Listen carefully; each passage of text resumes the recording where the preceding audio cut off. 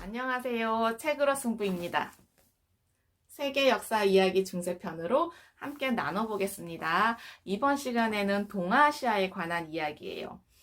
앞에서 살펴봤던 것처럼 인도는 구타 왕조가 수많은 작은 왕국들을 정복해서 통일 왕국을 만들었어요. 그리고 중국은 남북으로 갈라져 있다가 수나라가 하나로 통일을 시켰어요. 일본도 이런 일이 있었어요. 일본을 통일한 왕조는 야마토 왕조예요. 그러니까 세계에서 가장 오래된 왕조인데요. 첫 왕은 지금으로부터 2000년 전 사람이에요. 그런데 지금도 야마토 가문이 일본의 왕을 하고 있어요. 바로 126대 왕인 나루히토예요. 중국의 동쪽 끝에 있었던 일본. 이 일본은 태평양에 떠있는 4개의 섬으로 이루어져 있어요. 북쪽 끝은 늘 얼어붙어 있는 눈밭이에요. 그리고 남쪽은 아주 뜨거운 햇빛이 있었어요. 처음에 이 일본은요, 수많은 가문들이 일본을 나누어서 지배를 하고 있었어요.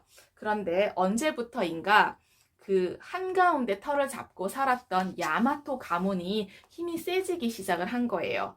그러면서 다른 가문들을 하나씩 차례로 정복을 해 나갔는데요. 200년이 걸렸어요. 그러니까 이제 야마토 가문의 우두머리들은 스스로를 왕이라고 자칭을 한 거죠.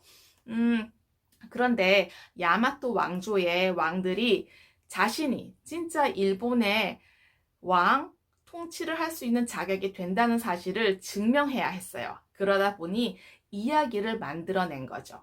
그 이야기 한번 들어보실래요? 네, 야마토 왕조의 왕들은 자신들이 살아있는 신이라고 이야기를 했어요. 그리고 태양의 여신 아마테라스의 후손이라고 주장을 한 거죠. 처음에 세상이 열렸을 때 신령들이 일본의 여러 섬을 만들었고요. 그 중에는 정말 아름답고 강했던 아마테라스 여신, 그러니까 그 신령들의 딸이 있었어요. 그 아마테라스에게는 하늘을 다스린 임무를 줬고요. 그 남동생 스사노에게는 바다를 다스린 임무를 준 거죠. 스사노는 속상했어요. 바다는 하늘보다 더 좁으니까요. 그래서 누나에게 싸움을 걸었는데요. 싸움에서 져버린 거예요. 그래서 하늘에서 나와서 땅으로 내려왔는데 땅에서 세 사람을 발견을 했어요. 늙은 여자와 늙은 남자와 아름다운 소녀요. 울고 있는 거예요. 그래서 그들에게 다가가서 왜 울고 있는지 물었던 거죠. 그랬더니 그 늙은 남자가 머리가 8개나 달린 나쁜 뱀이 이 근처에 있는데 7년 동안 우리 딸을 하나씩 잡아먹었다고 얘기를 한 거예요.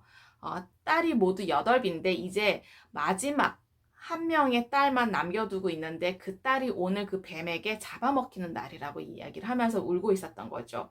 스사노가 그 소녀를 보니까 무척 아름다웠어요. 그래서 청혼을 한 거죠. 그 늙은 남자가 허락을 했어요. 그래서 스사노는 그 소녀를 머리 빗는 빗으로 변신을 시켜서 자기 머리에다가 이렇게 꽂아둔 거예요. 그리고서는 8개의 항아리를 준비를 하고 그 항아리에다가는 쌀로 빚은 술을 이렇게 넣어두었던 거죠. 이제 머리가 8개 달린 뱀이 그 항아리 쪽으로 오고 있었어요. 8개의 항아리에다가 8개의 머리를 쳐박고 술을 마신 후에 나뒹굴면서 이제 잠이 든 거죠. 스사노가 그 잠들어 있는 뱀을 80개의 토막을 내서 죽여버린 거예요. 그랬더니 그 몸속에서는 마법의 칼이 나왔어요. 마법의 칼을 누나인 아마테라스에게 보냈어요. 왜 보냈냐? 이제 싸우지 말고 사이좋게 지내자. 예, 그런 의미로 보낸 거죠. 그리고 나서 머릿속에 감춰두었던 그 빗을 뽑아서 아름다운 소녀로 다시 변신을 시켰고 8개의 성벽으로 둘러친 궁궐을 짓고 아름다운 아내와 행복하게 살았어요. 그리고 80명의 아들을 낳은 거예요. 막내 아들이 일본 땅 한가운데에 터를 잡고 살고 있었어요. 그런데 그 나라는 굉장히 좀 시끄러웠어요. 사람들이 많이 싸우기도 하고 79명이나 되는 형들이 그 막내 동생의 자리를 굉장히 질투를 한 거예요. 그런데 하늘에 있던 아마테라스가 그 불평의 소리를 들었던 거죠. 그러고 나서 그녀의 가장 아끼는 손자 니니기노를 그 땅으로 내보냈어요. 왜? 문제 좀 해결하라고요.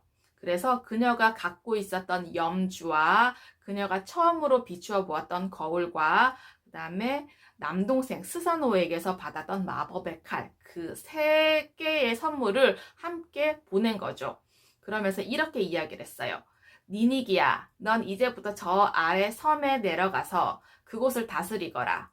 혼란을 걷어내고 평화와 질서를 세워라. 하늘과 땅이 닿을 때까지 너의 후손들이 대대로 너의 뒤를 이을 것이다. 네. 그래서 니니기는 일본 땅 한가운데 자리 잡은 그 갈대평원으로 내려와서 다스리기 시작을 했고 자식을 낳고 후손들이 생긴 거죠. 그래서 그 후손들이 바로 야마토 가문이고 그들의 몸에는 아마테라스 여신의 피가 흐른다. 이런 이야기가 지금까지도 내려오고 있습니다. 야마토 왕조의 왕들에게는 큰 과제가 있었어요. 뭐냐면 바로 일본 전 지역을 통치해야 했기 때문에 훌륭한 통치자가 되는 방법을 배우고 싶었던 거예요. 바로 이웃 나라인 중국과 한국으로부터 배웠어요. 그때 당시에 한반도는 어땠냐면 수천 년 동안 한반도에는 이미 사람들이 살고 있었어요. 그때는 유럽에서 로마 제국이 강성하던 시기였거든요. 그때 중국의 황제가 한국을 침략을 해서 한반도의 북쪽 지역을 점령해버린 거예요. 그리고 나서 한반도는 삼국시대, 고구려, 백제, 신라 이렇게 나뉘어져서 각각의 고유한 문화를 발전시키면서 성장을 했어요. 그러면서 중국의 문물, 관습, 불교도 배웠어요. 백제는 어땠냐면 일본과 교류를 했어요. 그러니까 일본으로 백제의 신하를 보내고 백제에 간 신하는 경전을 잘 읽었고 그 경전을 본 일본의 왕은 백제 사람들이 사용하는 백제의 신하, 백제의 왕이 사용하는 그 중국의 글자를 배우고 싶어 해서 백제에다가 왕자들을 가르칠 그 중국의 글자를 가르칠 스승을 요청을 한 거예요.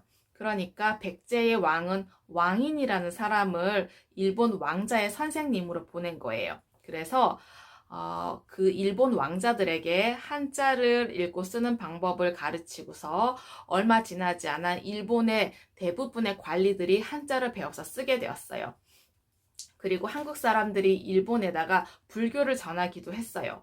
그래서 일본 사람들도 불교도가 되었고 자기 나라에서 어떤 귀족들에게 한국에서의 귀족과 똑같은 칭호를 주기도 했어요. 그래서 일본 조정에서는 귀족이나 높은 자리 사람들은 중국어로 말을 했고 평민들은 일본 말만 사용을 했던 거죠. 중국으로 귀족들의 자식들을 유학을 보내서 젊은 사람들은 중국의 사상이라든가 중국의 머리 모양 이런 것들을 다 일본으로 갖고 들어왔어요. 한국과 일본이 모두 중국의 영향을 많이 받았죠. 중국은 한국과 일본을 지배하겠다는 생각을 계속했던 거예요. 그래서 한국을 침략을 했는데 중국은 신라가 백제와 고구려를 무너뜨리고 삼국을 통일하도록 도왔어요. 그러고 나서는 이번에는 신라를 상대로 싸움을 걸어온 거죠. 신라 사람들이 결국에는 승리를 하고 중국을 몰아낼 수 있었어요. 그런데 일본 사람들도 이 사실을 알고 있었잖아요. 그래서 절대로 그렇게 되지 않겠다고 다짐을 하고 중국과 대등한 관계임을 계속 표현을 했어요.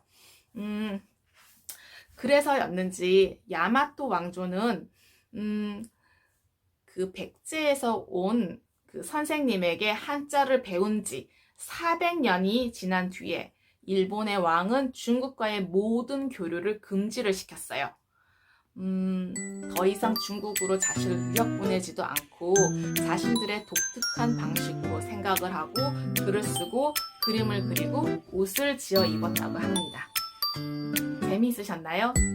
과거의 지혜와 지식을 통해서 현재와 미래의 삶이 좀 더 의미 있고 풍성해지시길 기원합니다. 감사합니다.